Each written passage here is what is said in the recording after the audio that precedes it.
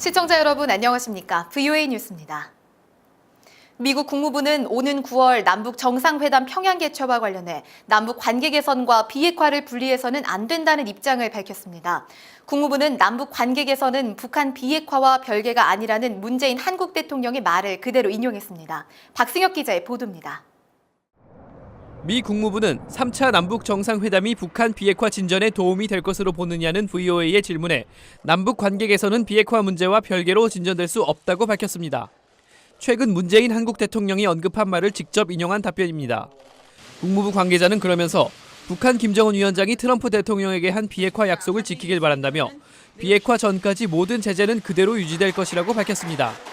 또 미국과 한국의 목표는 북한의 최종적이고 완전한 비핵화라며 이는 김정은 위원장이 직접 약속한 것이라고 거듭 강조했습니다. 최근 존 볼튼 백악관 국가안보보좌관이 언론에서 남북 협상은 그들에게 중요한 것이고 미국의 우선순위는 비핵화라고 밝힌 것과 같은 맥락으로 해석됩니다. 이런 가운데 도널드 트럼프 대통령은 뉴욕주 포트 드럼의 군 부대를 방문해 7,170억 달러 규모의 2019 회계연도 예산이 담긴 국방 수권 법안에 서명했습니다. 미군 유해 송환을 위해 더 노력하겠다고도 밝혔습니다. Now these American heroes are finally starting to come home. They will be laid to rest on American soil. We believe in no American left behind. 트럼프 대통령은 또 우리의 군사력과 무기는 너무나 강력하다면서도 절대로 쓸 일이 없기를 바란다며 잠재적 적들에게 경고했습니다. VOA 뉴스 박승혁입니다. 한국의 김영문 관세청장은 북한산 석탄 관련 수사를 오랜 기간 방치했다는 일각의 주장에 대해 부인했습니다. 수사 관련 내용들은 청와대 등에 수시로 보고된 것으로 안다고 말했습니다. 서울에서 함지아 기자입니다.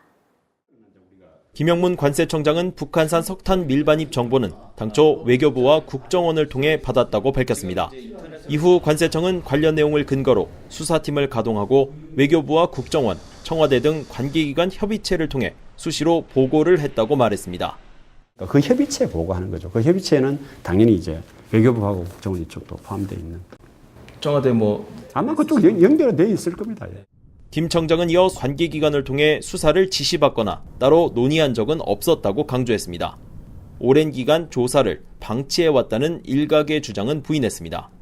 처음 하는 북한산 석탄 수사를 넉 달간 했는데 검찰의 재수사 요청으로 4개월이 추가가 됐다는 겁니다. 다만 유능한 수사 인력을 더 투입하는 등의 노력을 했다면 시간 단축이 가능했을 것이라고 말했습니다. 수사팀들한테 진짜 미안한 소리지만 좀 더 유능한 사람들한테 사건을 맡겼으면 하는 생각들은 있겠죠. 이런 가운데 조현 외교부 제2차관은 북한산 석탄 정보를 제공한 나라는 미국이었다고 다시 확인했습니다. 그렇습니다. 바로 했고 그 진행되는 상황을 미국과 긴밀하게 공조를 했습니다.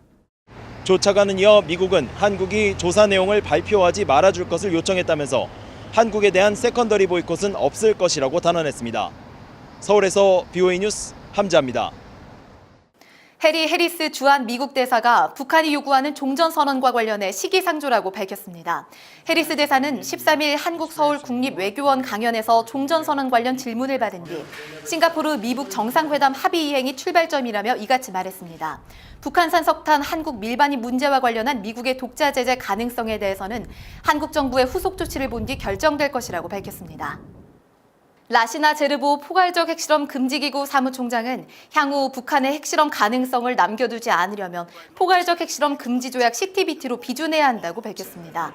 한국을 방문 중인 제르보 사무총장은 전문가 자담회에서 핵실험을 안 하겠다고 한 북한 말에 만족할 수 없다면서 포괄적 핵실험 금지 조약은 북한 비핵화의 실제 이행과 핵실험을 원천적으로 막는 것이라고 강조했습니다. 포괄적 핵실험 금지기구는 유엔 산하기구로 국제원자력기구 IAEA와 함께 핵활동을 통제하는 양대 기구 중 하나입니다. 최근 북한이 일본인 남성 1명을 억류 중이며 이 남성은 북한 방문 후 억류됐다가 풀려난 뒤 사망한 오토 원비어 씨가 이용한 여행사를 통해 입국한 것으로 보인다고 일본 니온TV가 보도했습니다. 북한은 이 일본인이 이달 초 관광 목적으로 북한을 방문한 뒤 북한의 군사시설을 촬영한 혐의로 체포해 억류 중인 것으로 알려졌습니다. 일본 정부 관계자는 억류당한 일본인의 안전을 최우선적으로 고려해 북한 당국과 교섭 중이라고 밝혔습니다. VOA 뉴스 마칩니다. 시청해주신 여러분 고맙습니다.